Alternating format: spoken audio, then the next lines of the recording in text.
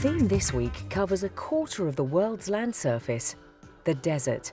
Many animals have made wonderful adaptations, from splayed feet to sensors that can detect heat and feathers that can transport water. Under a burning sun, the competition is extreme. The desert tortoise fights for the right to mate, and so does the majestic black buck antelope of India.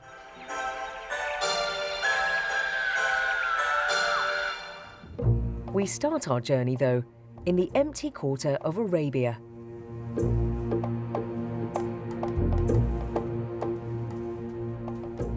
Every continent in the world, except Europe, has its tracts of desert. Burned by the sun and shaped by the wind, no plant or animal survives in these rainless regions unless it's specially adapted to the conditions. And few animals are more specialized than the camel. It was here in the Middle East that the dromedary, or one-hump camel, was first domesticated by incense traders nearly 4,000 years ago.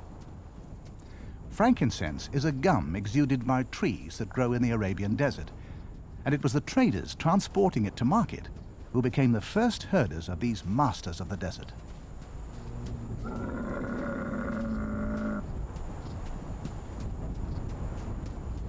One of the camel's most useful adaptations is the fleshy pad which joins together its two toes. This acts rather like a snowshoe in the snow, stopping the camel's feet from sinking into the sand.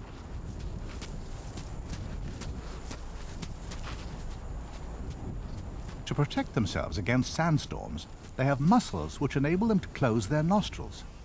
And they have long interlocking eyelashes which shield their eyes so effectively that not even wind-blown sand can get inside. But the famous hump is the real key to their survival. It's not a store for liquid water, but for fat. A camel crossing a scorching desert slowly transforms this fat back into water and energy. It can lose a quarter of its body weight without any harmful effects. When it does find grazing, it eats almost anything.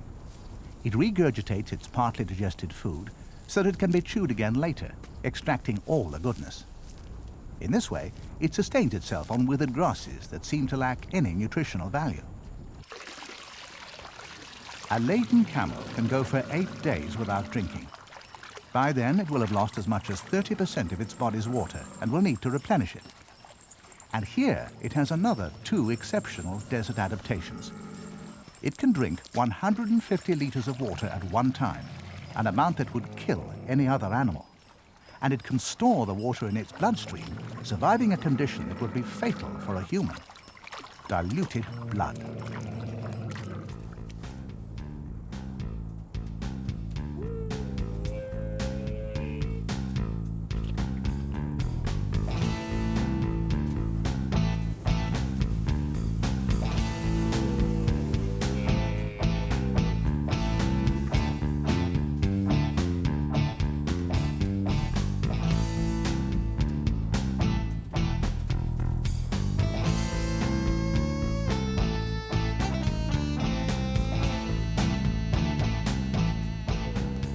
The dromedary camel is found throughout the Middle East, also in northern India, Africa, and central Australia, and they're all domesticated. For the last 2,000 years, there have been no truly wild herds.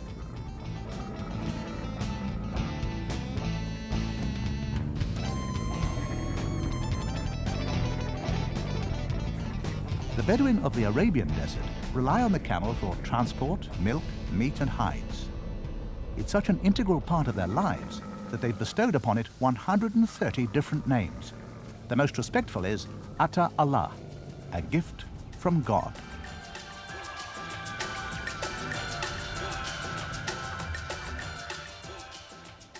Did you know that the kangaroo rat found in the deserts of North America doesn't drink any water throughout its entire life? It gets all the liquid it needs from the food it eats.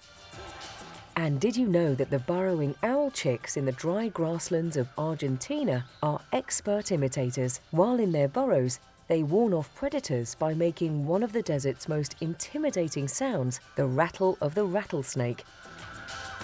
And it's the rattlesnake that's our next desert creature.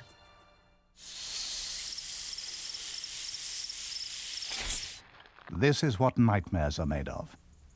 A den of rattlers. In the deserts of North America, the rattlesnakes hibernate in colonies that can consist of hundreds of individuals. Their combined body warmth and the shelter provided by the caves where they like to congregate protect them. Yes, even deserts can be cold in winter. But with the spring warmth, they begin to move.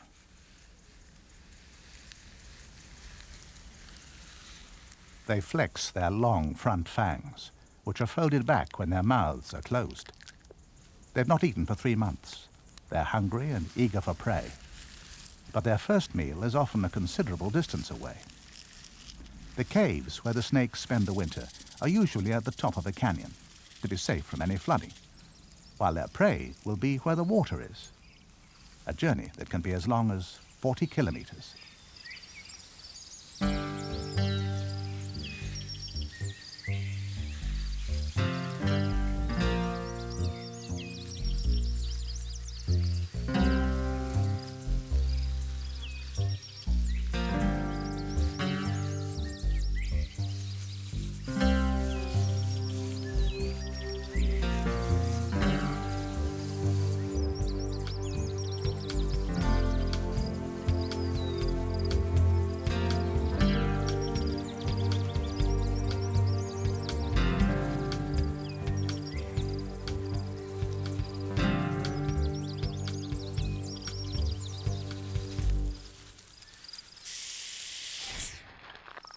But eating is not the only thing on the male rattlesnake's mind.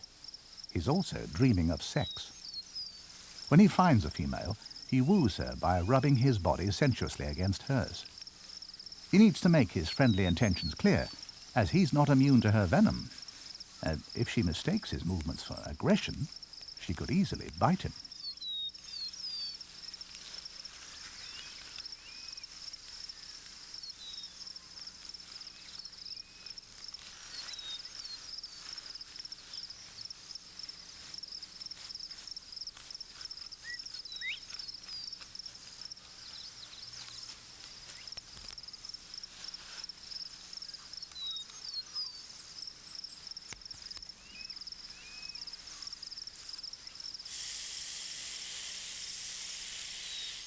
Rattlesnakes are cold-blooded and use the desert sun to raise their body temperatures. And they retain enough of the day's heat in their bodies to enable them to hunt in the dusk and early evening.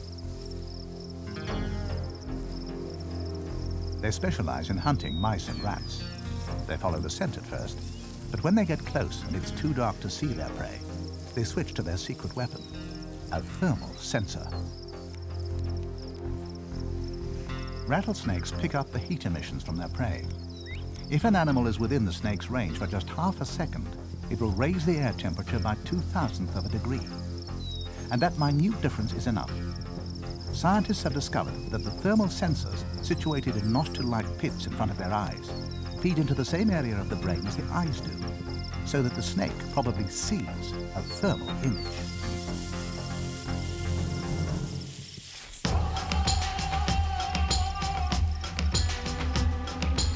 But what exactly is a desert? There are hot deserts and cold deserts, some of rock and others of sand. The classic image of a desert is surely this, a sea of golden sand. But deserts, in fact, come in many guises. Any region that has less than 25 centimeters of rain a year can be called a desert. Where there is some rain, plants grow, but they must be able to survive with almost no water. Cacti close their pores during the day, as do these grasses, while bushes send down deep water-seeking roots.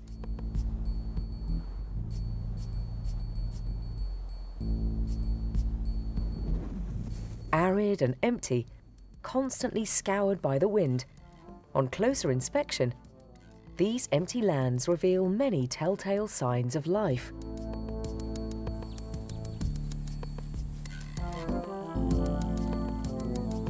Deserts and semi-deserts cover 20 to 25% of the Earth's land surface, and there are many different types, from the sand seas of the Sahara and Arabia to the wind and water sculpted bedlands of North America. But above them all, once in a while, water-laden clouds build up. And finally, it rains.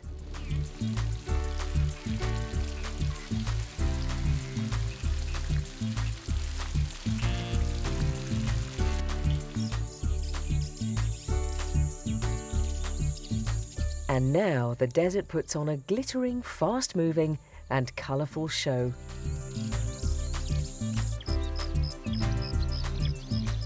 Seeds that have been dormant for many years germinate, flower, and set new seeds in just over 2 weeks.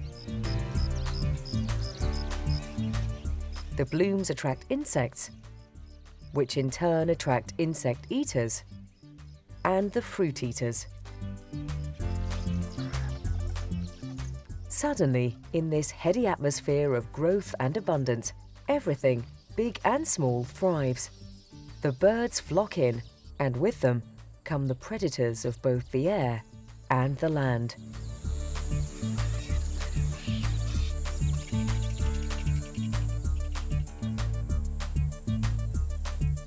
But the law of the desert is a quick feast and then a long famine.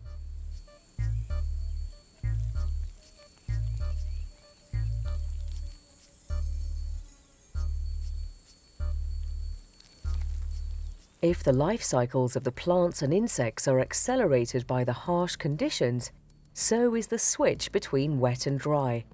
Once the clouds are gone, the sun soon re-establishes its dominance. The thirsty, porous earth dries up, and the unforgiving desert returns. The sidewinder is a North American desert rattlesnake. And did you know that another snake has exactly the same way of moving? The desert adder of Africa has also evolved this efficient way of getting over hot sand. And did you know that the roadrunner, a member of the cuckoo family which actually eats rattlesnakes, can run as fast as a human? That's roughly 30 kilometers an hour. They have wings, but they much prefer to run.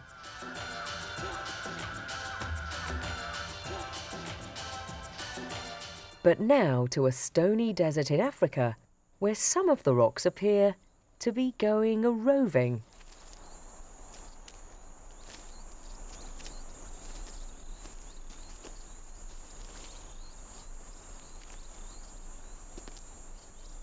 At first sight, these two tortoises look like a mother and her infant, but this is not the case.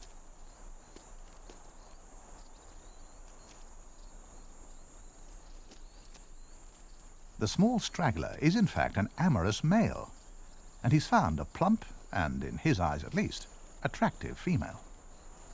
While she grazes on the grass, he, undeterred by their difference in size, decides to take his chance to mate.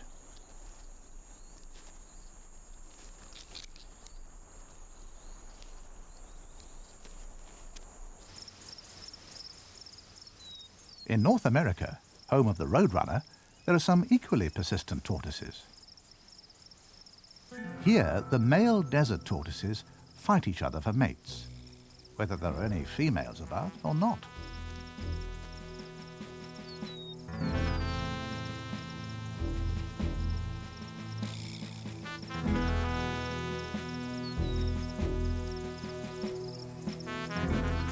Their head-bobbing display is a challenge. And the roadrunner, another desert survivor, comes out to watch.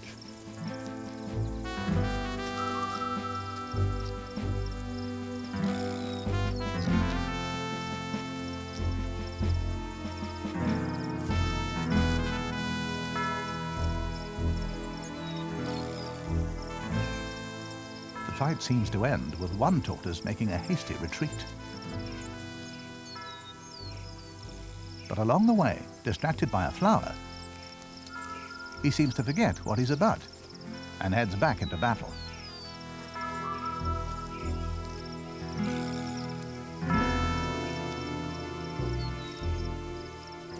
And it was a bad mistake.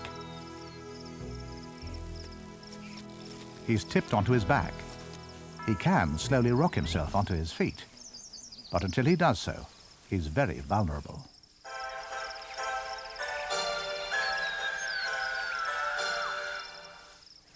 Tortoises thrive in these conditions, and there is another creature that actively chooses to make its home right in the heart of the desert. And here she is, the Namakwa sand grouse of southern Africa. There are fewer predators in the centre of the desert, and it's here that the female sand grouse sits over her chicks, protecting them from the heat of the sun. The male, with his beige-coloured bib, also plays a vital role, and without his help, all the chicks would die.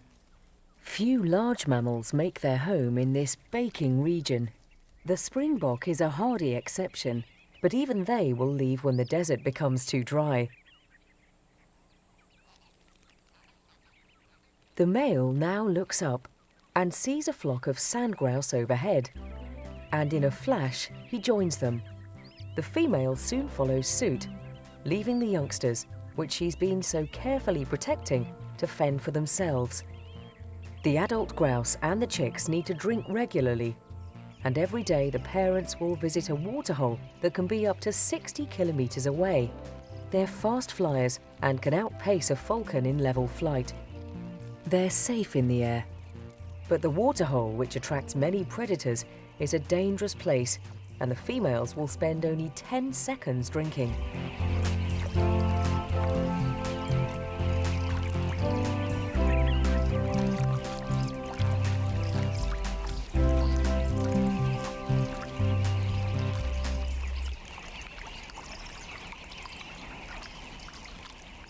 The male, though, takes longer, and now he shows what a responsible and ingenious parent he is. Beneath the outer feathers on his breast is a layer of thick underfeathers. These draw in and hold the water like blotting paper.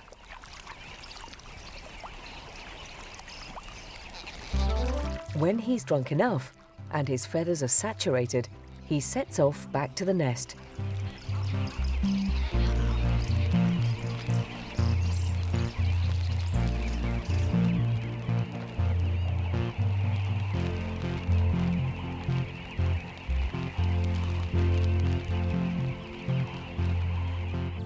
While their parents are away, the chicks remain still, camouflaged by their mottled feathers.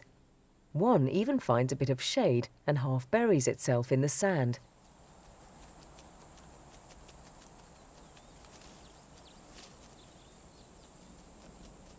With the return of the male, the thirsty chicks forget all about camouflage and head straight for him, knowing that he's the water carrier. Sand grouse are one of the few birds born with the ability to suck, and the young chicks plunge their heads into their father's feathers. Even newly born chicks know instinctively where and how to drink.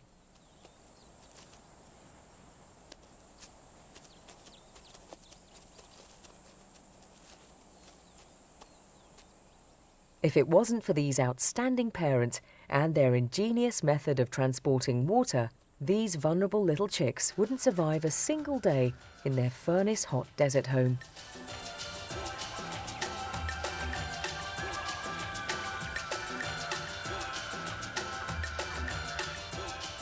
Did you know that desert-living geckos, a type of lizard, don't blink?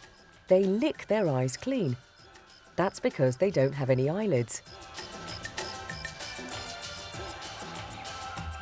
And did you know that the Sahara Desert is growing by 5 kilometres every year? In fact, around the world, an average 100 square kilometres becomes desert every day.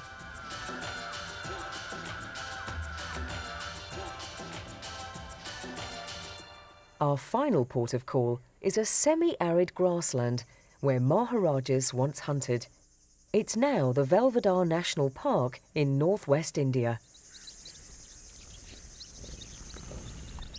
Where the rulers of India once hunted with cheetahs, one of the fastest running animals in the world now grazes in relative peace and safety. The black buck.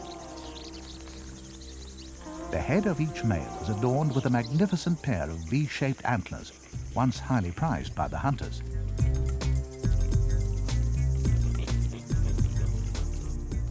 And they're not only an adornment, they use them.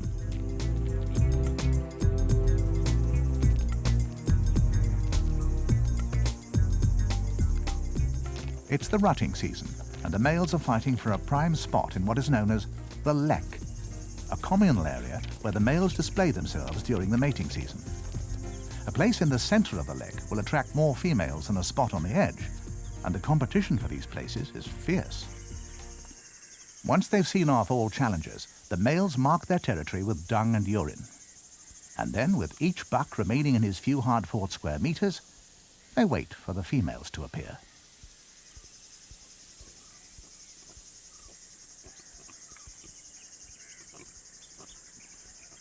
Here is the first.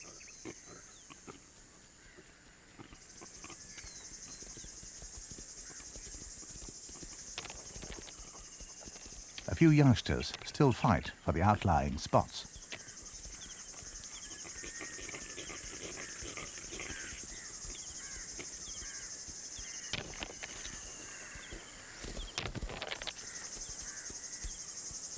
And the first female is soon joined by others. The sun is now directly overhead, and in the midday heat, while the males still watch each other warily, the females are more interested in drinking from the nearby waterhole. Adolescent males who are not competing for a place in the lek drink with them.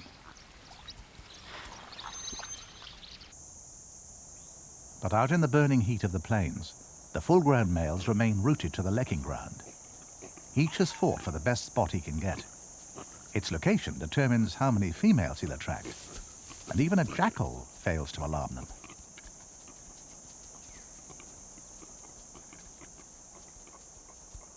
A harrier lands in one of the male's territories.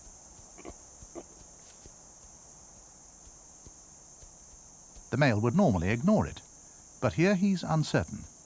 At this time of year, everything is a potential challenger, especially a late-arriving male.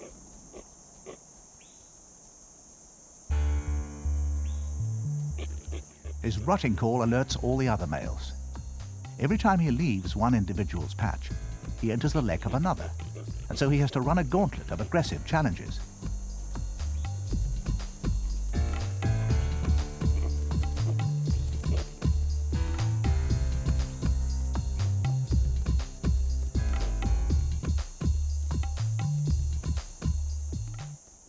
Unable to get a spot in the lekking ground, he retires to the waterhole. There'll be no mating for him today. He'll have to try again tomorrow, if he's to have any success this year.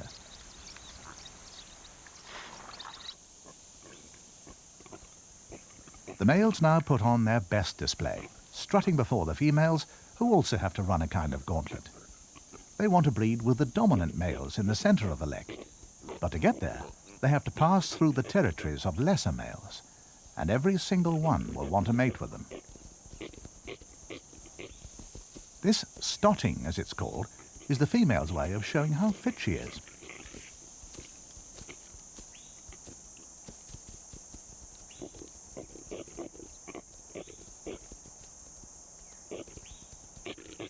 Eventually, having made her way to a central lek and having found a suitable male, an elaborate courtship dance begins.